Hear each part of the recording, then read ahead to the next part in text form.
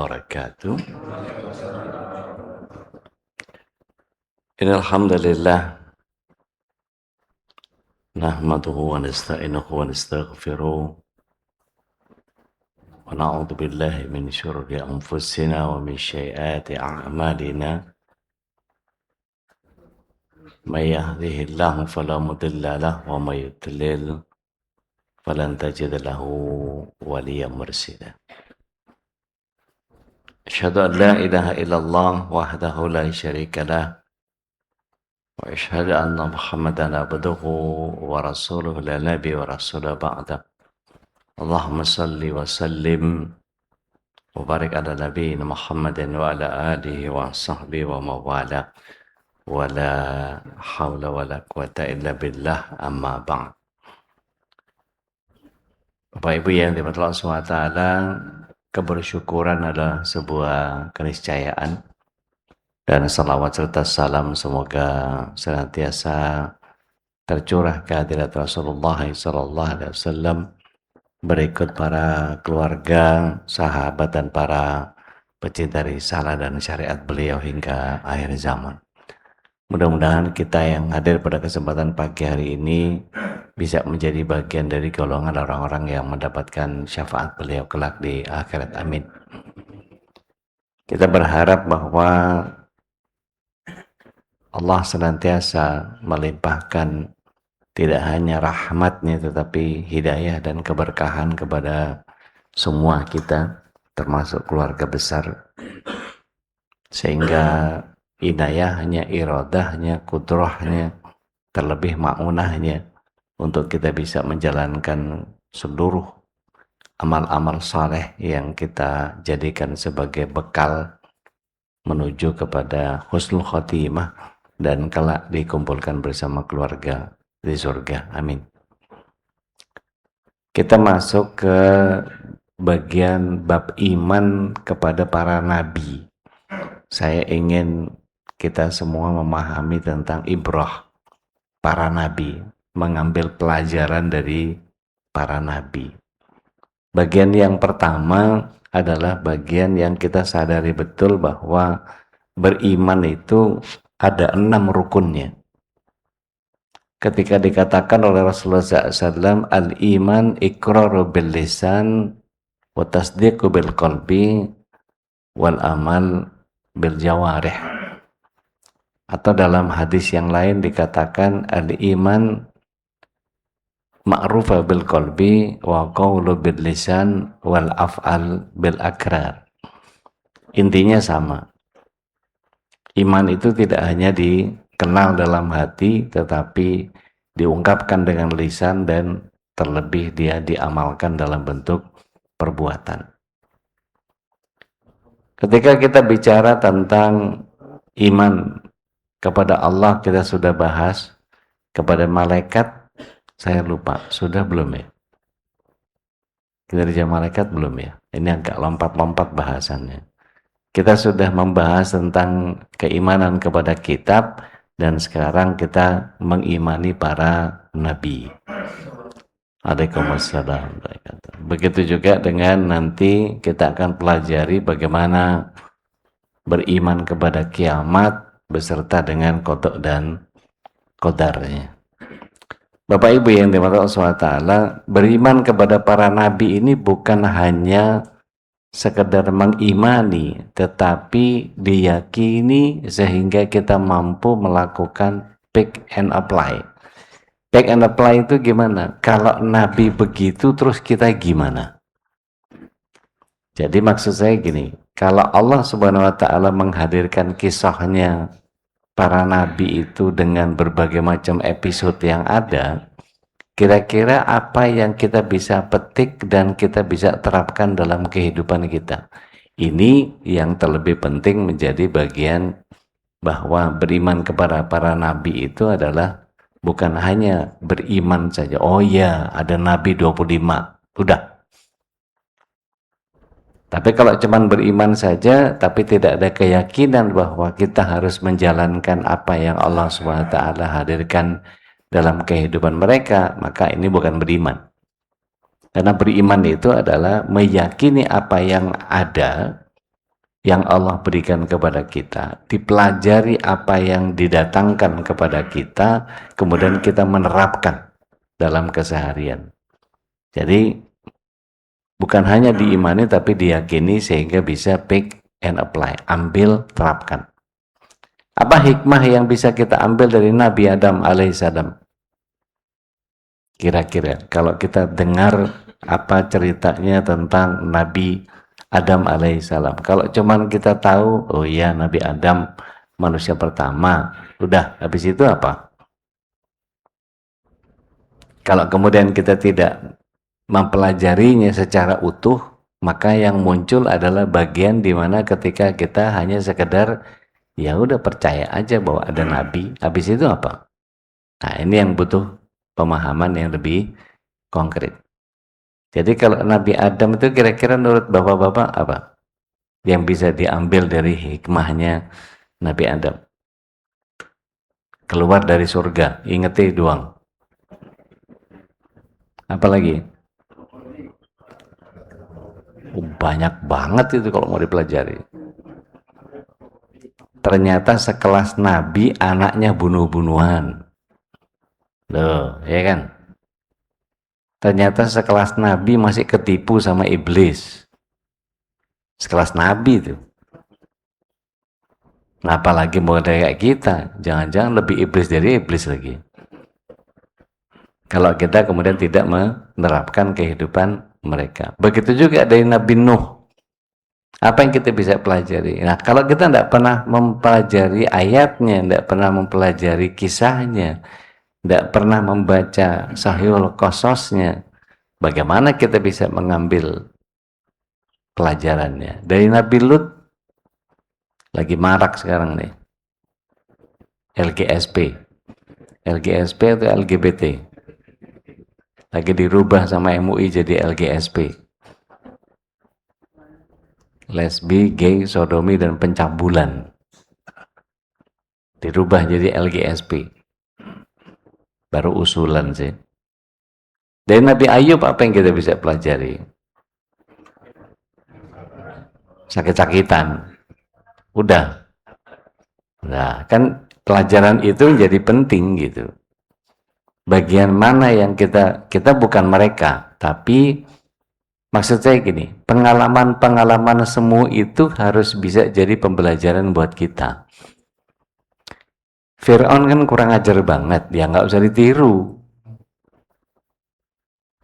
Jadi kalau ada orang yang kemudian mengatakan bahwa saya ini nggak minta untuk suka sama sesama jenis, kata para LGBT ini anugerah dari Allah. Anugerah, gigi lu gendut. Anugerah sembarangan. Ada yang ngomong sama saya begitu, Pak. Saya ini ditakdirkan sama Allah begini. Saya nggak minta. Saya tanya sama dia, setan diciptakan sama Allah buat apa? Neraka diciptakan sama Allah buat apa? Buat dihindari. Terus kalau kita punya kecenderungan yang menyimpang, tidak pernah menganggap itu salah, tidak pernah merasa bahwa ada ayat yang melaknat bagian kesalahan itu, ya sampai kapanpun kita akan ngikutin nafsu. Kalau ngikutin nafsu tuh nggak ada benernya. Dari Nabi Zakaria, apa yang kita bisa pelajari? Digergaji kakinya. Terus sahabat apa kita? Nah, dari Nabi Yakub, dari Nabi Isa alaihissalam, dari Rasul SAW. Nah, ini kalau kita tidak pretelin satu-satu, Pak, kita tidak bisa mengambil apa yang dimaksud Allah, apa yang kemudian bisa kita ambil, apa yang bisa kita pelajari, terus kita mau lewat begitu saja apa yang ada di dalam 25 Nabi itu. Padahal total Nabi itu ada 125.000 Nabi. Yang kita harus yakini cuma 25 aja. Belum lagi bicara tentang ulul azmi. Belum lagi bicara tentang dan seterusnya. Panjang, Mbak. Artinya kalau cuma sekedar meyakini seperti anak-anak SD, Adam, Idris, Nuh, Hud, Soleh, cuma itu doang ya. Cuma jadi lagu. Tapi bagaimana menjalani kehidupan seperti mereka ini yang penting. Oke, kita mulai dari Nabi Adam. Ya, dari Nabi Adam. Beliau adalah nabi yang pertama dan khalifah di bumi. Berarti kita harus seperti apa? Kalau beliau manusia pertama, berarti belum tahu apa-apa, pembelajaran yang harus dipahami. Maka yang pertama, beliau mempelajari apa-apa yang datang dari Allah. Dikenalkan sama Allah SWT tentang begitu banyak persoalan. Dan beliau mengenal betul apa yang beliau fahami. Itu sejak awal. Rasulullah SAW, Adam alaihissalam itu pernah dibelai punggungnya sama Allah, kemudian hasil belayan punggungnya itu ditebar sama Allah menjadi bintang-bintang. Ada satu yang sinarnya terang, kemudian ditanya sama Nabi Adam, ini yang terang ini apa? Ini Nabi Daud keturunanmu, kata Allah. Berapa umurnya? Umurnya 60 tahun. Pendek banget, kata Nabi Adam. Tambahin jadi 100. Ada satu hadis yang mutlak dikatakan 40 tahun. Jadi dia nambahin 40. Jadi perbedaannya antara 60 atau 40. Saya nggak mau mempersoalkan itu. Tapi dalam Sahih Qasasnya Bukhari Muslim disebut seperti itu. Setelah itu Allah tambahkan dari umurnya Nabi Adam kepada Nabi Daud. Diceritakan bahwa Nabi Daud ini paling kuat. Dia bisa nekuk besi. Dan banyak hal yang diceritakan sama Allah SWT tentang Nabi Daud. Waktu berjalan. Malaikat maut itu setiap hari mengunjungi Nabi Adam. Sampai akhirnya Nabi Adam menua, menjadi berat jalannya, menjadi keriput kulitnya, menjadi memutih ubannya, dan seterusnya, dan seterusnya, dan seterusnya, sampai beliau di akhir kunjungannya malaikat maut.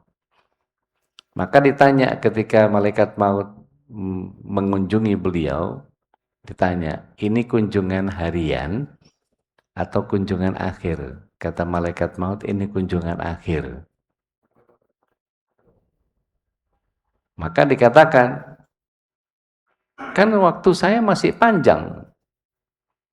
Dibilang sama malaikat maut, bukankah engkau pernah memberikan sebagian umurmu kepada Nabi Daud?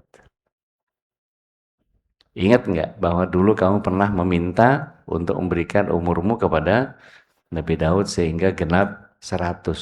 Padahal umurnya Nabi Daud cuma 40. Di satu hadis 60. Nabi Adam lupa. Nabi Adam lupa. Terus kemudian beliau mengatakan, kapan? Nggak pernah saya ngasih. Maka beliau bersalah dan berdosa karena lupa. Pertanyaan saya, lupa yang diberikan kepada Nabi Adam itu kalau kita dapat, disyukuri atau diistighfari, Pak? Disyukuri, Pak. Kenapa disyukuri? Lupa itu anugerah. Loh, lupa itu anugerah, Pak. Coba bayangkan. Kita pernah sedih nggak? Karena pernah sedih, terus kemudian Allah nggak kasih lupa, apa nggak gila kita?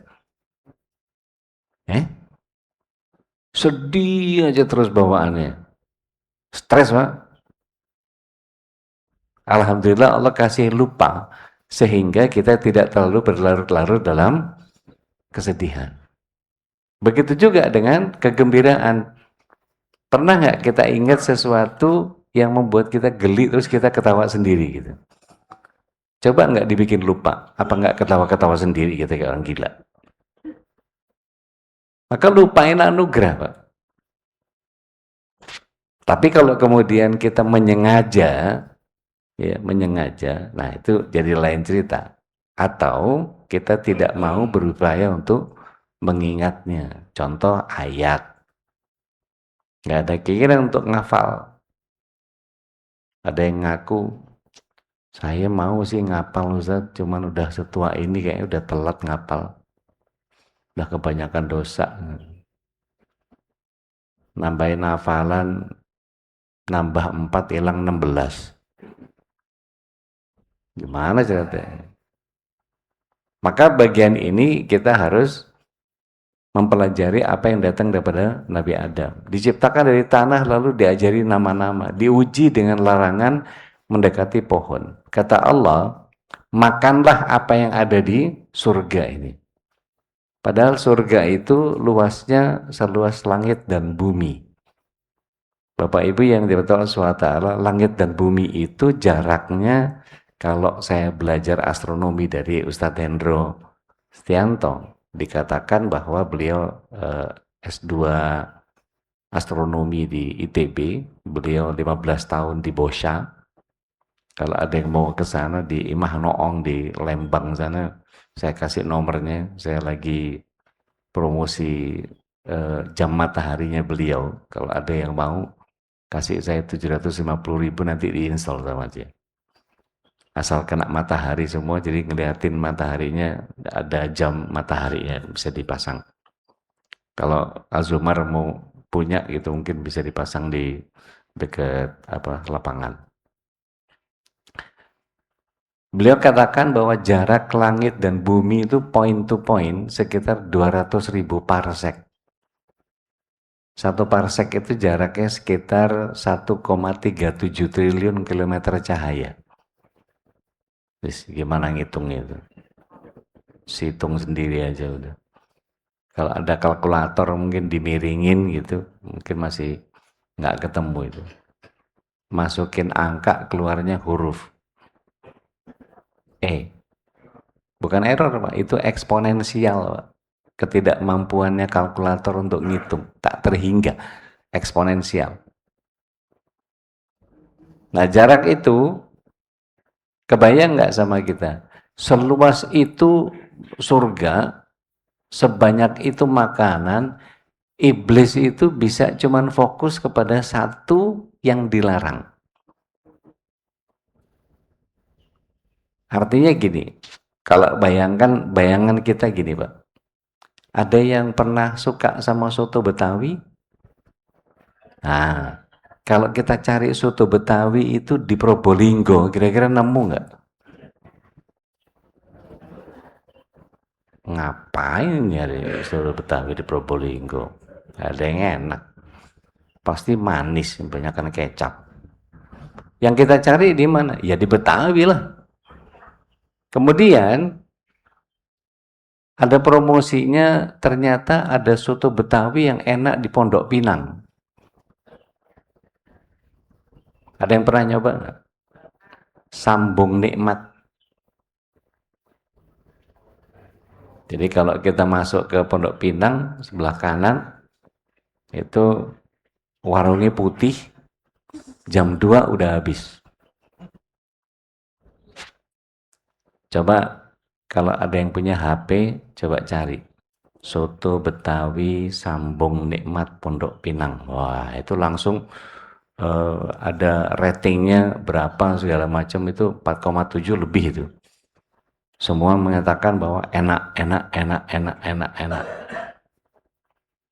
Tapi kan itu baru keyakinan yang sifatnya keilmuan, baru informasi sifatnya. Tapi kalau iblis tadi, Pak, satu pohon yang disuruh Nabi Adam alaihissalam suruh ngejauhin, wala taqrabah hadihi sajarah, iblis bisa fokus ke satu tempat itu saja untuk bawa Nabi Adam. Padahal luasnya seluas langit dan bumi. Seluas itu bisa fokus kepada satu hal saja. Apa yang kita bisa pelajari Nabi Adam? Ternyata kalau orang fokus itu ternyata bisa sampai kepada apa yang dia inginkan. Berarti kesungguhannya iblis bisa kita pelajari di situ. Jadi bisa belajar dari iblis kita? Bisa banget. Belajar apanya? Belajar fokus.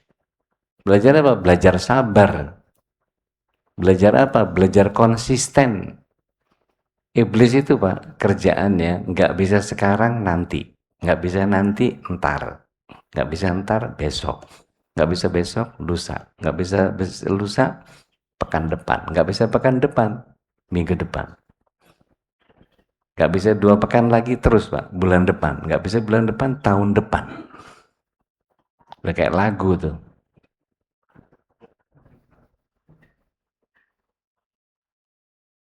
Nggak bisa tahun ini, tahun depannya lagi. Ditungguin Mbak, sampai betul-betul kita jatuh. Ada contoh nih, seorang keponakan, bapak ibunya meninggal, maka dia dibesarkan oleh pamannya. Dari kecil Mbak, dari SMP. SMP, SMA terus disekolahin sama pamannya sampai kuliah. Kuliah, keluar dari kuliah, dicariin kerja koleganya pamannya. Beriring waktu pamannya pensiun. Maka si keponakan ini makin sukses, makin sukses, makin sukses, makin sukses. Peringkatnya sudah sampai ke peringkat tertinggi di perusahaan itu. Maka kemudian kejadian si pamannya ini mau budidaya jamur. Waktu itu masih marak budidaya jamur, Pak. Ini kejadian di Lampung. Tiba-tiba si pamannya bilang sama keponakannya, "Nak, paman nggak pernah minta apa-apa sama kamu, tapi kali ini mau pinjem aja, mau pinjem 5 juta aja, mau pinjem 5 juta. Karena mau bikin habitatnya jamur itu udah dipelajari apa segala mau budidayanya itu bagus banget apa segala macam sampai habis 15 juta. Duit paman cuma 10 juta. Kamu tambahin 5 juta, insya Allah paman mau ngejalanin budidaya jamur ini. Soalnya udah mulai marak. Kalau ini sehari bisa panen segala macam, oke hitungannya tuh sebulan bisa kira-kira adalah 5 jutaan. Jadi insya Allah dalam waktu 2 bulan udah dibalikin 5 jutanya itu. Apa kata si keponakan? Om, mohon maaf bukan nggak mau ngasih pinjem, tapi semuanya sudah saya masukin buat asetnya supaya dapat dividen di tahun depan. RUPS itu baru kejadian nanti bulan September. Jadi rasanya di situ saya baru bisa ngambil dividennya. Oh ya udah, paman tungguin ya. September, lumayan panjang nunggunya. Berapa bulan tuh. Begitu sampai September, ditagihlah sama pamannya. Nah, gimana? Paman mau ngejalanin, masih disimpan-simpan nih budidaya jamur nih. Ternyata keponakannya bilang apa? Mohon maaf paman, ada uangnya tapi alokasi saya masih belum bisa buat minjemin ke paman. Iblis nunggu Pak dari SMP. Keikhlasannya itu ditunggu dari SMP. Dirusaknya kapan? Di hari itu. Iblis langsung bilang apa? Gosoknya. Nggak tahu diuntung banget ini keponakan ya. Dari SMP dia dibiayain, cuman minjem bukan minta. Selama ini dia ngegedein dari SMP emang dihitung berapa, kata iblis. Bisikinnya. Maka kelontar dari mulutnya, Pak. Kamu ini dari SMP loh saya besarkan. Waduh, amalan dari SMP bisa hilang itu Pak, gara-gara ngungkit kebaikan yang selama ini sudah dibongkar. Saya dari SMP biayain kamu nggak pernah minta sepeser pun. Ini cuman minjem doang. Kebangetan kamu. Masa buat ngalokasiin gitu, paman udah nungguin dari bulan apa itu sampai September ini kamu kayak begitu. Bisa ya kamu kayak gitu ya. Coba Pak, keikhlasan dirusak tahunan Pak. Dari mulai SMP sampai dia bekerja dan sampai dia sukses. Luar biasa. Nunggu konsisten sepanjang itu tuh luar biasa. Kesabarannya, konsistensinya, itu istiqomah itu jadi iblis itu. Nah dari situ kita bisa belajar ternyata iblis ganggunya sampai sebegitu. Nah kalau kemudian kita lihat diuji dengan larangan deketin pohon, justru satu-satunya pohon yang nggak boleh deketin justru diincer sama iblis. Berhasil nggak? Berhasil. Apa yang kita bisa pelajari dari Nabi Adam? Ternyata sekelas Nabi juga masih bisa tergelincir. Tapi tergelincir karena godaan setan ini punya bagian yang Allah SWT berikan satu perimbangan. Coba kita lihat di surah Al-Baqarah ayat yang ke-38. A'udzubillahi minasyaitonir rajim. Qul nahbitu minha jami'a. Fa imma ya'tiyannakum huda. Faman tabi'a hudaya fala khaufun 'alaihim walahum yahzanun. Itu bagian yang kemudian kalau kita bilang Allah berfirman kepada Nabi Adam, Ibunda Hawa dan iblis, keluar kalian semua, pergi semua kalian dari surga, semuanya. Dan ketika aku berikan kepada kalian petunjuk dan barang siapa mengikuti petunjukku, maka tidak akan punya kekhawatiran terhadap masa depannya dan dia tidak akan sedih dengan apa yang dia sudah jalani. Dan ini menjadi bagian yang kemudian, oh ternyata Allah SWT ngusir Nabi Adam alaihissalam, Ibunda Sayyidatina Hawa dari surga beserta iblis, itu ternyata tidak hanya diusir saja, tapi Allah masih bekali dengan rahmat. Dan hebatnya Allah SWT membiarkan Nabi Adam alaihissalam dalam kesalahan itu juga masih dibekali sama Allah SWT. Dengan apa? Dengan doa. Ilham bicara tentang Rabbana dhalamna anfusana wa illam taghfir lana wa tarhamna lanakunanna minal khasirin. Dapat dari mana? Dari Allah. Ada bocoran-bocoran, ada bagian yang kemudian jika engkau melakukan ini maka lakukan ini. Itu kan enak banget Pak. Artinya ketika dia bersalah diberikan sistem tobat itu jadi bagian yang oh Allah itu dahsyat banget ya, meskipun membiarkan kita bersalah masih diberikan mekanisme pertobatan. Maka Rasulullah SAW menyatakan kullu bani adam khata'un, setiap manusia pasti punya salah. Wa khairu khata'un at-tawwabun, dan sebaik-baik orang yang bersalah adalah dia bertaubat. Nah ini yang kemudian mekanismenya menjadi sangat luar biasa dan Allah menerima taubatnya. Apa yang kita bisa pelajari hikmahnya? Segera bertobat, jangan putus asa, karena pasti Allah SWT ngebantu kita. Jangan merasa menjadi si paling, wah saya emang gini dari dulu. Dari kecil saya sama keluarga diginiin, habis kerja saya di sana, wah udahlah, pokoknya paling menderita aja. Bapak-bapak itu kan serba salah Pak, kecil dimarahin ibu, gede dimarahin guru, di rumah marahin istri, salah dimarahin anak, mati dimarahin malaikat.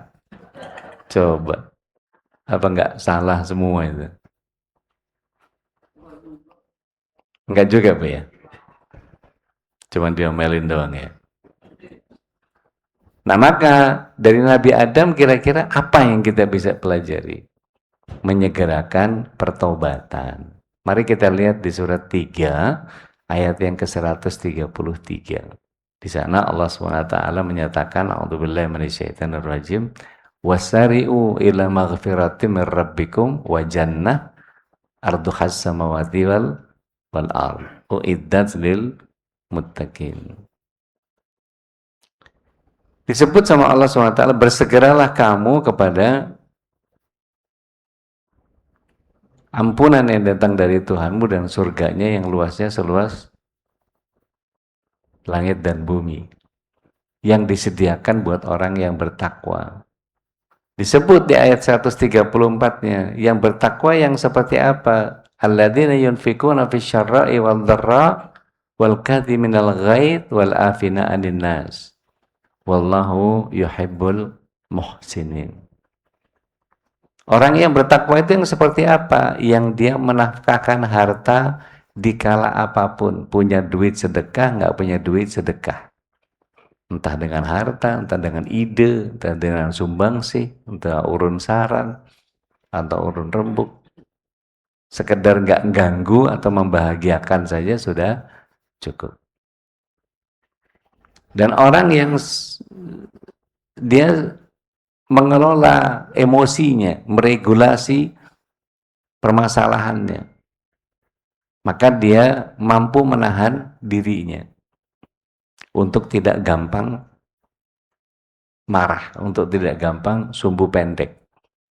Seperti yang pernah saya bilang bahwa ibu-ibu waktu masih belum nikah itu masih jadi kembang desa. Begitu udah nikah jadi kembang api, ledak-ledak.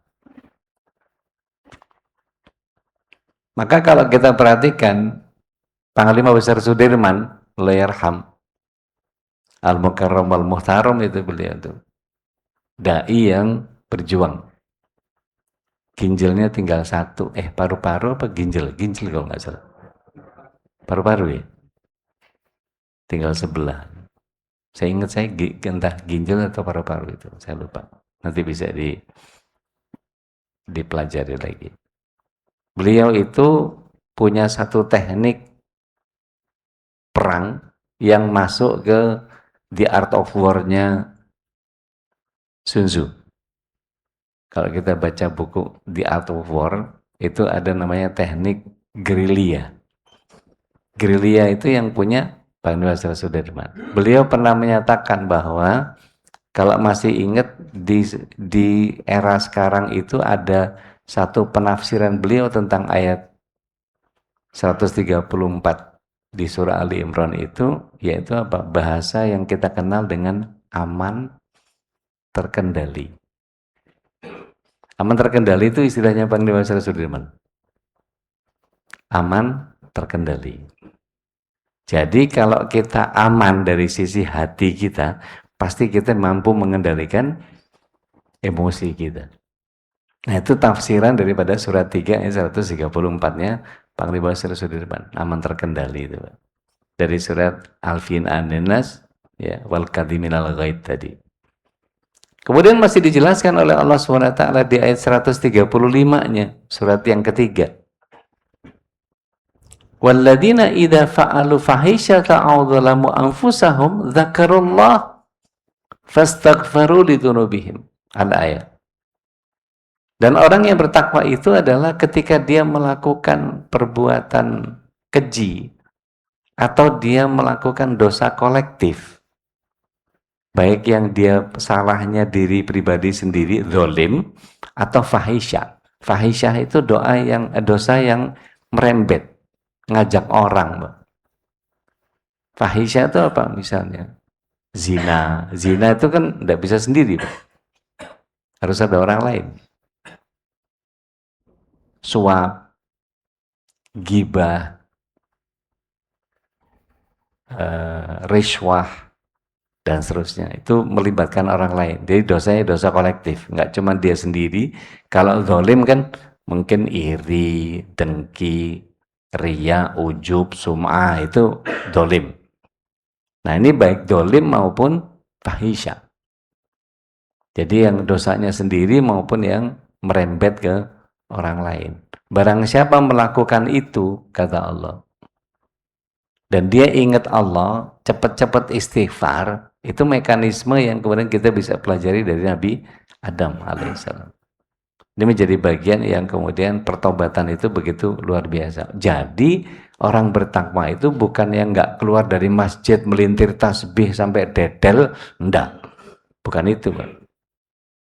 Tapi orang bertakwa itu yang seperti kita ini, yang bisa punya salah juga, yang bisa punya kekeliruan juga, tapi ketika salah, ingat Allah, langsung perbanyak istighfar. Ternyata dari Nabi Adam aja udah panjang banget kita mempelajari. Ini aja udah syuruk ini. Jadi masih ada 25 pertemuan lagi nih. Belajar dari Nabi. Artinya kalau kita mau pelajari satu-satu, nggak kelar, Pak. Bagaimana mengambil sesuatu yang kita bisa pelajari dari Nabi Adam? Oke, setiap orang bisa melakukan kesalahan, tetapi kesalahan itu harus diiringi dengan pertobatan. Dan hebatnya Allah SWT itu punya 4 asma pengampunan. Al-Ghaffar, Al-Ghafur, At-Tawwab, Al-Afu. Maka dari sini kita bisa melihat bahwa ternyata rahmatnya Allah maha sempurna. Jadi hatta kita ini masih punya banyak masalah, punya kesalahan, pasti Allah SWT mengampuni kita dengan berbagai macam caranya. Terbukti apa? Ketika Nabi Adam alaihissalam diusir dari surga, tapi dibekali dengan pertobatan, dibekali dengan hidayah. Seperti di surat 2 ayat 38 tadi. Wallahu a'lam bishawab. Nah, ini baru satu Nabi Adam doang ini. Udah selesai. Kita masuk ke tanya jawab dulu deh. Monggo, silakan. Ini saatnya berbagi rahmat. Kalau ada pertanyaan dari Bapak, monggo, silakan. Betul, Zin. Assalamualaikum warahmatullahi wabarakatuh. Waalaikumsalam. Pak Ustadz, saya ingin bertanya mengenai tadi yang seorang paman meminjam uang kepada ponakannya. Kebetulan memang itu ponakannya diurus dialah ya sejak dia kecil atau di SMP. Maksud saya dia mengatakan gitu kepada keponakannya, apakah yang dia keluarkan selama itu tuh terhapus semua gitu? Iya, Bu. Apakah begitu, Pak Ustadz? Iya. Tidak ada sisa-sisanya sama sekali gitu. Iya, karena dia ngungkit kan. Ikhlasnya dirusak sama iblis. Dia selama itu kan nggak ada ngitung-ngitung dia. Ya namanya keponakan, ya udah digedein aja udah. Iya. Tapi ketika dia ungkit, dari SMP saya ngurus kamu, keungkit kan. Jadi habis amalannya, Bu. Kalau kita ngungkit amal, Ibu lihat di surah Al-Baqarah ayat yang ke 26. Kalau saya nggak keliru.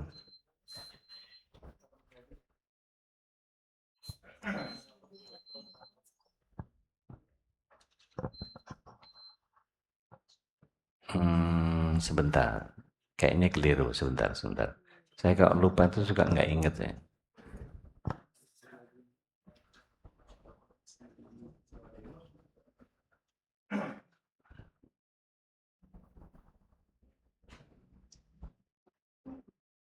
Dua tiga, Bu. Surah Al-Furqan. Al-Furqan 23. Iya. Coba, Ibu bisa bantu baca nggak? Ibu punya musab nggak? Ibu Nanu punya musab. 23 Furqan. Ayat 23. Iya, Al-Furqan 23. Silakan. Bismillahirrahmanirrahim. Dan kami akan memperlihatkan segala amal yang mereka kerjakan, lalu kami akan jadikan amal itu bagaikan debu yang berterbangan. Betul? Iya. Nggak usah diungkit, Bu. Atau Ibu baca surah Al-Baqarah ayat 264, Bu. Mohon izin.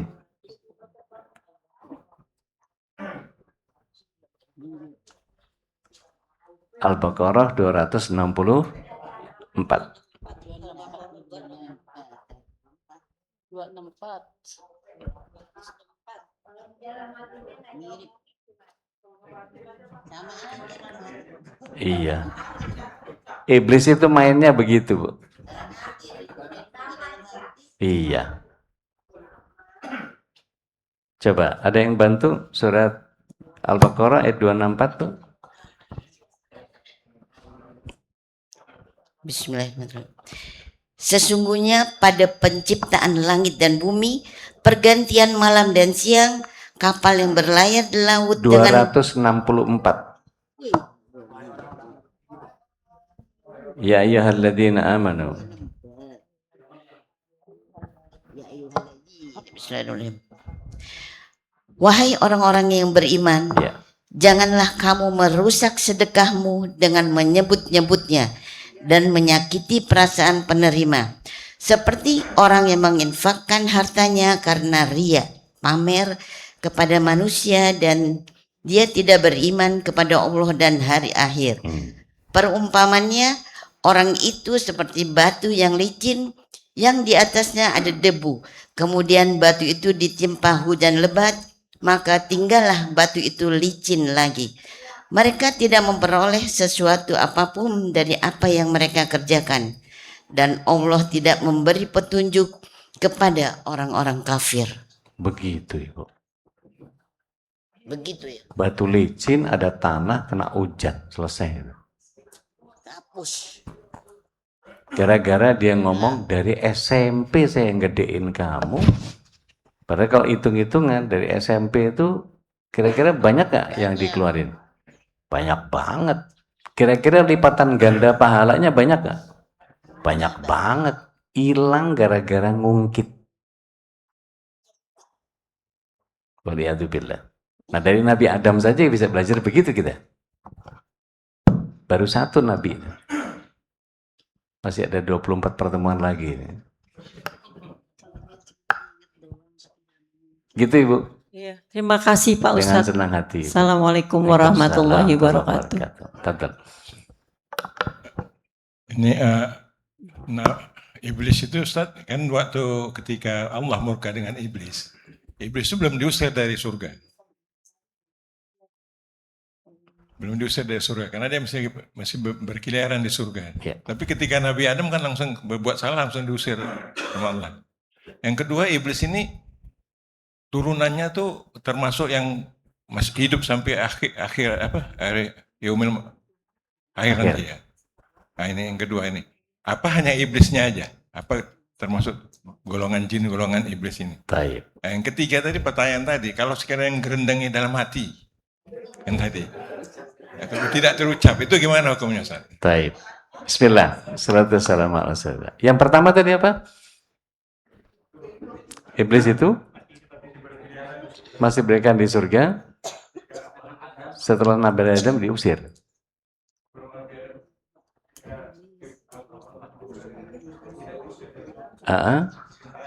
Oke. Baik. Bismillah. Salatu wassalamu ala rasulillah. Kita belajar tentang iblis sekarang. Iblis itu Pak, saya pernah sampaikan bahwa beliau itu 7.000, ada riwayat menyatakan 8.000 tahun. Beliau itu pertama jadi khazinul jannah, bendaharanya surga. Dan beliau itu adalah sayyidul malaikah. Dia pemimpinnya para malaikat. Kalau malaikat itu diciptakan dari nur, dari cahaya, kalau iblis diciptakan dari nar. Bedanya apa nur sama nar? Kalau nur tidak pakai asap. Kalau nar pakai asap. Nah, karena sifat satu cahaya, satu api, maka kemudian yang api memang cenderung membakar. Kalau nur menerangi. Maka malaikat dan iblis ini kemudian Allah SWT turunkan ada jin setelahnya. Jin itu ada yang taat, ada yang muslim, ada yang kafir. Ada yang mengikuti iblis, punya sifat syaiton. Jadi syaiton itu adalah karakter individu, bukan makhluk. Yang makhluk iblis. Iblis, jin, manusia, malaikat itu makhluk. Tapi kalau syaitan itu sifat, karakter dia. Kalau Ibnu Jarir di Ibnu Katsir menyatakan syaitana itu menjauh dari rahmat. Ada sebagian ulama yang menyatakan dengan syaitan itu terbakar. Tapi saya lebih cenderung kepada pemahamannya Ibnu Jarir dan Ibnu Katsir, yaitu menjauh dari rahmat Allah. Maka kemudian ketika Allah SWT menjadikan iblis punya sifat seperti itu, maka kedengkiannya muncul dari dia sendiri. Kalau kita baca surah Al-A'raf dari ayat 10 deh, gitu ya, kita baca terus, terutama di 12. Kenapa dia tidak mau sujud kepada Adam? Karena dia punya rasa bahwa saya senior. Ana khairu minhu. Khalaqtani min nar wa khalaqtahu min tin. Saya dari api, dia kan cuma dari tanah. Seolah-olah yang namanya api lebih mulia daripada tanah. Pak, kalau ada sebagian orang yang masih ngerokok, kira-kira kita perbandingkan, mana yang lebih murah, api atau tanah? Yang lebih murah? Api, Pak. Bapak ke warung, Bang, bagi api. Kasih. Gratis. Bapak ke tukang kembang, Bang, bagi tanah. Beli, enak aja. Sepengki bisa 25 itu, apalagi lemah apa lemah abangnya di tanah lemah abang itu. Yang liat gitu. Iya, apalagi yang ada rumputnya, lebih mahal lagi. Nggak bisa kita minta, Bang, bagi tanah semeter, yalah, enak banget, beli. Mana yang lebih mahal? Tanah lebih mahal. Ternyata iblis salah pendapatnya. Dari situ saya sudah mengatakan bahwa ana khairu minhu, itu kan prasangkanya dia. Maka Allah Subhanahu wa taala masih memberikan ampunan kepada Nabi Adam alaihissalam. Tapi jangan lupa ada konsesi antara iblis dengan Allah. Antum baca di ayat 16 dan 17-nya. A'udzubillahi minasyaitonir rajim. Qala rabbi bima aghwaytani la aqudanna lahum siratal mustaqim. Iblis menyatakan kepada Allah bahwa, ya Rabb, karena engkau sudah menjadikan aku sesat, maka aku akan melencengkan manusia dari jalan engkau yang lurus. Minas siratal mustaqim. Tiap hari 17 kali kita Pak, ihdinas siratal mustaqim. Kena juga kita sama iblis. Karena konsistensinya tadi itu ditunggu, nggak sekarang, nggak entar, besok, nggak besok, pekan depan, terus itu.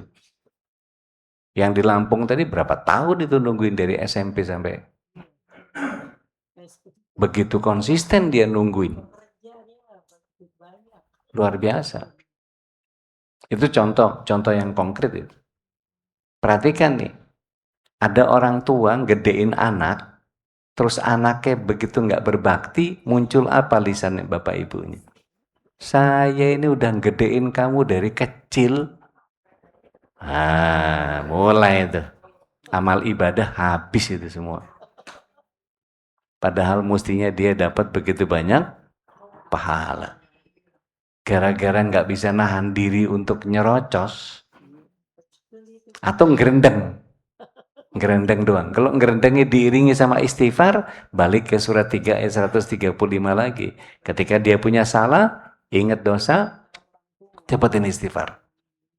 Maka dikatakan wasari'u ila magfiratin mir rabbikum tadi. Bersegera kepada ampunan yang datang dari Tuhanmu. Maka zikir pagi petang kita istighfarnya berapa kali, Pak?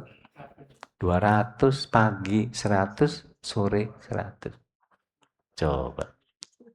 Belum lagi kalau kita membiasakan dengan lafaz istighfar itu, setidaknya ada sayyidul istighfar di pagi, sayyidul istighfar di sore. Sisanya kira-kira harus berapa lagi? Wow, lebih banyak dari itu. Gitu. Nah, kemudian yang kedua apa tadi? Lupa saya. Lupa juga. Oh, baik. Iblis itu Sampai kapan? Di ayat 17-nya surah Al-A'raf. Allah SWT berfirman menyatakan bahwa iblis menyatakan bahwa summa la'atiyannahum min baini aydihim wa min khalfihim wa an aymanihim wa an syama'ilihim wa la tajidu aktsarahum syakirin. Aku akan mendatangi manusia dari depannya, belakangnya, kanannya, kirinya, dan kau tidak akan mendapati mereka kebanyakan yang bersyukur. Jadi dia nungguin sampai kapan, Pak? Terus sampai kiamat kurang 1 hari masih terus. Itu konsesi yang dibuat sama Allah. Tangguhkan aku sampai aku mengganggu mereka sampai akhir hayat mereka. Jadi itu konsesi yang Allah SWT sudah janjian sama iblis bahwa iblis akan mengganggu kita sampai akhir kiamat. Sekarang iblis itu punya kerajaan di bawah laut, Pak. Nggak usah dicari. Nanti ketemunya Nyi Roro Kidul nanti. Kata Rasulullah SAW, dia ada di bawah laut, singgasananya. Dan tiap hari selalu dapat laporan dari panglima-panglimanya iblis. Dan panglima yang tertinggi itu selalu dipegang sama yang gampang menjadikan sebuah perceraian. Kalau yang cuman maling, cuman nyopet, jambret, udah jamak gitu. Maka iblis itu di singgasananya tiap hari nunggu laporan dari kroco-kroconya. Lapor dan saya bikin orang nyopet. Ya udah biasa, kerjaan setan mau begitu, emang biasa. Saya bikin orang zina, ya emang tugasnya begitu. Saya bikin orang bohong, iya emang tugasnya begitu. Nggak ada yang istimewa. Saya bikin orang maling, saya bikin orang korupsi, ya emang udah di Konoha begitu. Saya bikin ini, nggak ada yang istimewa. Tapi begitu dibilang saya berhasil bikin perceraian, langsung dipanggil, sini, duduk samping saya sini. Dikasih singgasana khusus sama iblis. Karena sudah berhasil menceraikan satu keluarga. Kenapa kok prestasinya begitu tinggi? Karena yang susah banyak. Yang ngomongin banyak. Kira-kira kalau ada keluarga yang berpisah, cerai, kira-kira yang bakal ngomongin berapa orang? Minimal.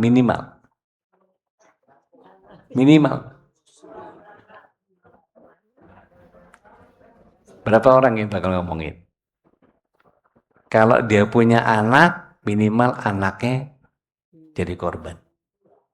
Orang tuanya jadi korban. Adik-adiknya, adik iparnya, segala macam, semua sepupu apa segala macam kerabat dekatnya pasti ngomongin. Si itu cerai akhirnya. Si ini cerai. Kenapa? Mulai ngomong tuh. Jadi gibah. Dia emang dari dulu kayak begitu.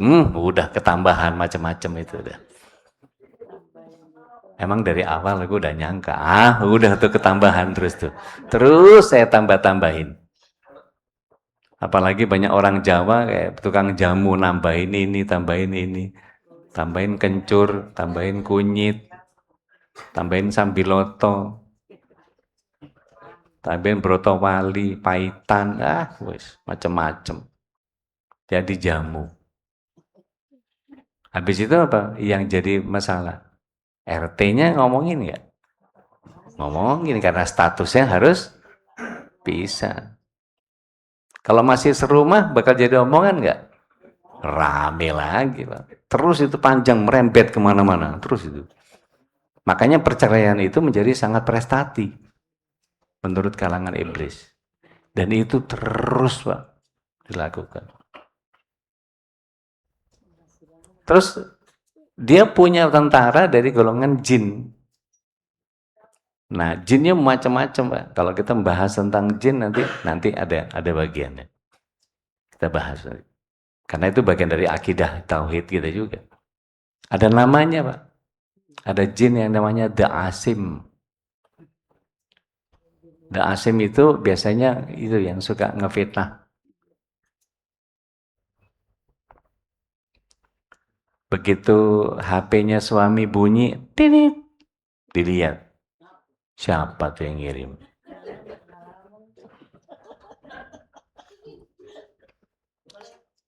Saya pernah Pak, ada WA masuk. Yang ngirim Cowan Tewik Pak. Saking cantiknya itu, pakai UV. Cowan Tewik.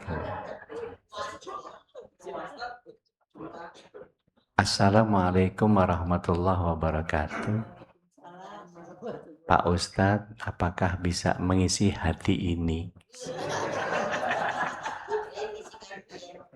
Itu dibaca sama istri. Apa nih maksudnya? Saya lihat, wah cantik juga. Saya bilang, saya nggak tahu ini siapa. Paling orang salah ngirim. Salah ngirim, wah boleh itu. Jangan main gila ya. Udahlah, merepet tuh Pak. Panjang tuh. Nggak lama kirim lagi. Maaf Pak Ustadz, maksudnya mengisi hari ini. T sama R kan deket Pak. Typo. Wah, saya bilang batal nih. Akhirnya ngeliat jadwal, ngeliat hari ini bisa Bu, bisa Bu. Baik Ustadz, nanti temanya terserah Ustadz mau bahas apa. Ternyata mengisi hari ini, bukan mengisi hati ini kan, jadi repot Pak. Nah kalau T sama R kan deket Pak. Ternyata salah ketik. Itu aja udah panas hati itu. Nah jin di asim tadi udah nggosok gitu. Laki lu kan ganteng, mana gagah, pinter, agamanya bagus, siapa yang nggak demen? Nah terus tuh gosok terus. Ustadz lagi, wah, demenannya emak-emak. Iya kalau begitu. Iya. Banyak ibu-ibu, wah coba kalau suami saya kayak Pak Ustadz, nah kan gitu jadinya. Hancur, udah makin nggak karu-karuan itu. Gitu Pak. Dan itu terus-menerus, sampai betul-betul hancur. Makanya keluarga yang bisa menghalangi itu, biasanya mereka berusaha untuk minimal zikir pagi sorenya dijaga. Karena itu benteng terakhir. Zikir pagi petang jangan ditinggal. Wallahu a'lam bishawab. Ya.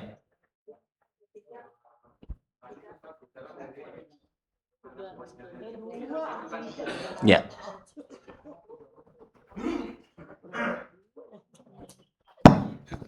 Makasih. Tapi kan ada ini ada jin Islam. Ya. Itu gimana Ustaz? Kan jin Islam itu kan yang mengajak kita apa kebaikan itu gimana Ustaz? Ya. Makasih. Baik. Bismillah. Salatu wassalamu ala Rasulillah. Di surat 51 ayat 56 Allah SWT menyatakan a'udzubillahi minasyaitonirrajim wa ma khalaqtul jinna wal insa illa liya'budun. Tidaklah jin dan manusia diciptakan untuk beribadah kepada Allah. Jadi memang ada yang taat, ada yang nggak taat.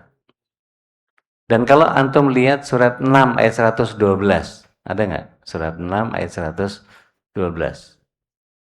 Mana Qur'annya? Coba dibuka. 6 112. A'udzubillahi minasyaitonirrajim wa kadzalika ja'alna likulli nabiyyin aduwwa wasayatin minan nas wal jin. Abu Dzar Al-Ghifari ketika menjemput Rasulullah SAW ada di tangga masjid, beliau dikatakan sama Rasulullah SAW, ya Abu Dzar, ista'iz billah minasyaiton. Karena minan nas wal jin. Memangnya ada yang dari golongan manusia ya Rasulullah? Setan itu ada.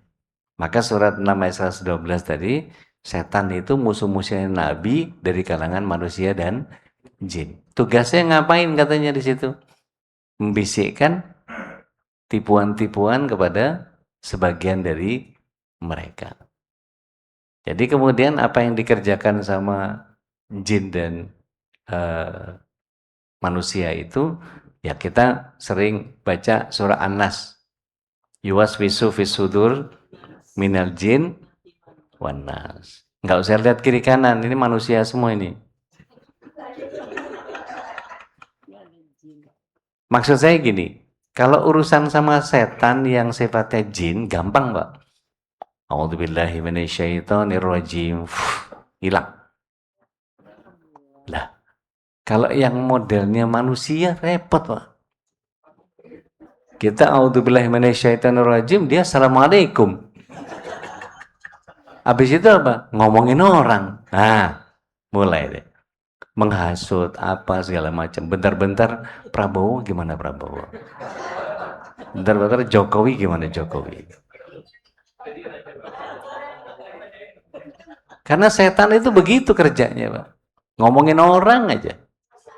Oh, gibah, Bu. Nanti kita pas mau masuk surga tiba-tiba diseret. Enggak, dia ngomongin saya. Ah, repot urusannya. Enggak lancar urusannya gara-gara keganjel sama apa yang orang yang kita omongin. Begitu juga dengan kondisi di mana ketika misalnya gini. Sekarang ini ada nggak yang lagi ngaji sama kita jin ini? Ada, Pak. Tempatnya di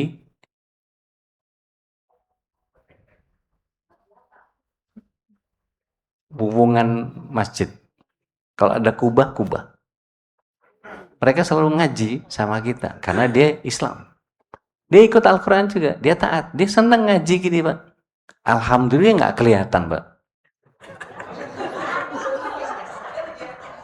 Wah, kalau kelihatan panik gitu Pak. Wah, ada yang tangannya panjang, ada yang matanya gede, ada yang matanya ada yang berbulu, ada yang ini macam-macam.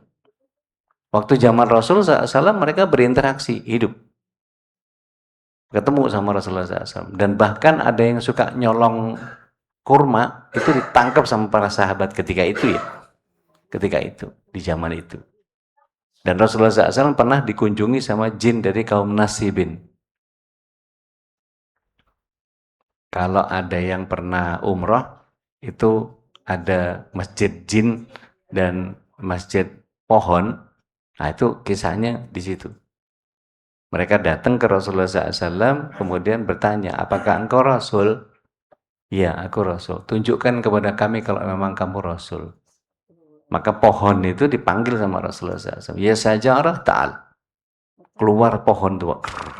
Jalan ke Rasulullah SAW. Salam. Assalamualaikum. Irji. Balik lagi, Pak. Masuk lagi jadi pohon. Masjid pohon yang di Makla itu. Yang di dekat masjid jin itu.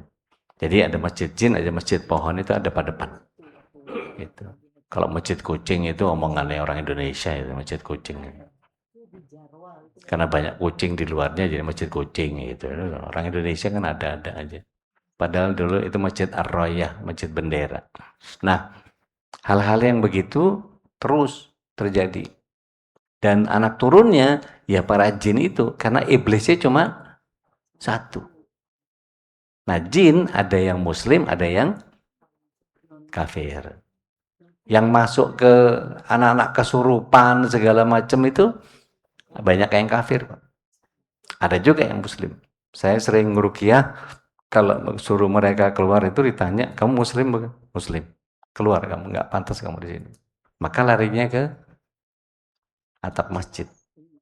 Gitu. Mereka ngumpul di situ. Makanya dengar azan, kalau yang kafir itu larinya sampai 8 kilo lebih, Pak. Begitu dengar azan tadi, Allahu Akbar, kelempar dia.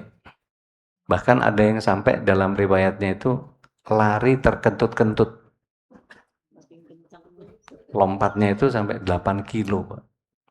Nanti berhenti si muadzin, dia balik lagi. Pas komat, mental lagi. Selesai komat, balik lagi. Gangguin orang yang kakinya nggak rapet. Yang ada sela-sela gitu, ada nyembil tuh. Gangguin. Ntar ngingetin ini, ngingetin itu, ngingetin apa, ngingetin. Makanya sholat itu adalah waktu yang paling tepat untuk mengingat barang hilang.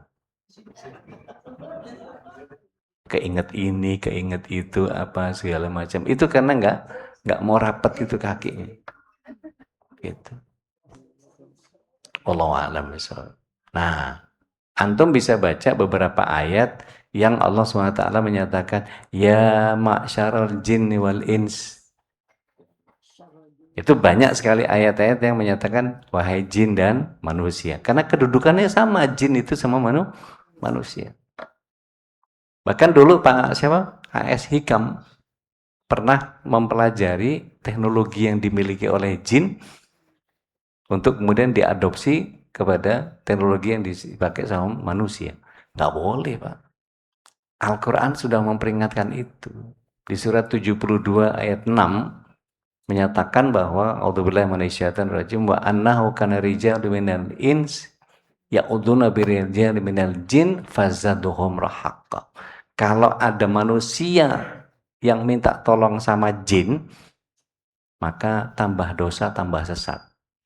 Jadi kalau ada kiai, haji, pemimpin pondok pesantren terbesar se-Asia Tenggara pakai khodam, Pak, maka pastikan dia sesat. Iya, kafir. Itu. Karena yang Islam nggak akan mau. Gitu. Yang Islam dia senang ngaji, senang baca Quran. Ada orang ngaji, wah duduk dia. Tapi jin yang kafir yang ganggu. Dia ngajinya nggak bisa pelan, dikencengin. Padahal ada orang sholat. Mana yang disuruh ngecilin suara? Orang sholat atau orang ngaji? Orang ngaji suruh pelan. Nggak boleh ngalahin orang yang sholat, kata Rasulullah SAW. Tapi banyak nggak kita ketemuin begitu masuk Ramadan, wah, padahal ada orang sholat. Saya kalau nggak ngaji keluar suaranya tuh kayak nggak enak gitu. Banyak nggak? Banyak nggak di kita? Kan? Gitu. Nah, jin itu mainnya sehalus itu, Pak. Wallahu a'lam bishawab. Baik, terakhir. Oh, masih ada lagi. Assalamualaikum warahmatullahi Waalaikumsalam. Begini Ustaz, mengenai untuk mendapatkan ampunan Allah, seperti Nabi Adam harus mendapat hukuman dulu, diusir dari surga. Kemudian saya pernah dengar para sahabat itu kalau melakukan dosa dia menghukum dirinya, misalnya menginfakkan sebagian besar hartanya dan sebagainya. Itu termasuk syarat untuk mempercepat atau bagaimana? Baik. Bismillah. Wassalatu wassalamu ala Rasulillah. Para sahabat itu kalau melakukan kesalahan, mereka menebus kesalahannya dengan berinfak. Jadi gini, kalau kita lihat bagaimana kaidah pertobatannya Imam An-Nawawi, beliau syaratkan ada 4. Pertama, jauhi maksiat yang dia anggap itu salah, atau dosa atau maksiat yang dia anggap salah. Yang kedua, dia berusaha untuk memperbaikinya dengan cara kalau emang urusannya sama Allah, minta ampun sama Allah. Kalau sama orang, maka harus kembalikan ke orangnya. Ngambil sendal, balikin sendalnya. Ngambil duit, balikin duitnya. Minjem tangga, belum dibalikin, balikin tangganya. Minjem obeng, balikin obengnya, dan seterusnya. Nah, kemudian yang ketiga, dia lakukan sholat tobat. Nah, sholat tobat ini khilaf di antara para ulama. Apakah sholat tobat yang ba'da maghrib, atau sebagian ikut pendapat yang lebih kuat, yaitu duha. Sholat duha, sholatul awwabin. Sholat duha itu sholatnya orang bertobat. Maka Rasulullah SAW menyatakan perbanyak sholat duha kalau mau bertobat. Yang keempat, ganti dengan amal soleh, kata Imam An-Nawawi. Nah, maka salah satu amal solehnya di antara kalangan para sahabat itu, saya contoh misalnya Umar. Umar itu lagi asik di kebun kurmanya, tiba-tiba telat sholat asar. Maka dia infakkan 1 kebun kurmanya itu. Nah, kalau kira-kira kayak kita, Pak, telat sholat maghrib gara-gara HP, kira-kira mau sedekahin HP ya? Nggak berani gitu. Gara-gara sibuk sama istri, apa diinfakin aja istrinya? Jadi itu sebagai bagian dari mengganti dengan amal soleh tadi. Jadi banyakin istighfar, kemudian berusaha mengembalikan haknya kalau kepada Allah ya. Kalau kita dulu masih SMP atau SMA yang kita juga biasa pakai prinsip Darmaji itu. Masih ingat nggak? Tahu Darmaji, Pak? Dahar 5 ngaku hiji. Makan 5 ngaku 1, bayar ke ibu-ibu kantin. SMP atau SMA itu? Nah itu gimana tuh ngambil hak orang lain itu dibalikin nggak tuh? Nah itu harus dibalikin ke mereka. Wah udah nggak tahu di mana kantinnya Ustaz, ya udah gimana caranya lah, berusaha untuk cari pertobatan. Habis itu ganti dengan amal soleh. Wallahu a'lam. Terakhir.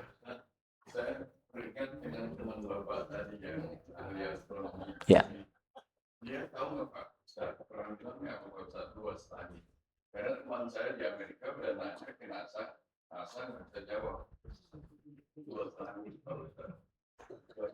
Baik, bismillah. Salatu wassalamu ala Rasulillah. Kalau kita hitung-hitungan langit itu kan ada 7 ya Pak ya? Iya, enggak, lapisnya ada 7. Itu ada luasnya sendiri-sendiri Pak. Ini cuma berapa, ini berapa, ini berapa, ini berapa, ini berapa. Itu ada hitungannya kok Pak. Udah ketemu kok Pak. Udah ketemu. Saya pernah ke Museum Asmaul Husna di Madinah. Dan itu sudah ketemu hitungan antara jarak bumi sampai langit yang ke-7. Kalau kita nemuin dari sini ke langit yang pertama di mana ditebarkan bintang-bintang itu nanti bisa kesusun.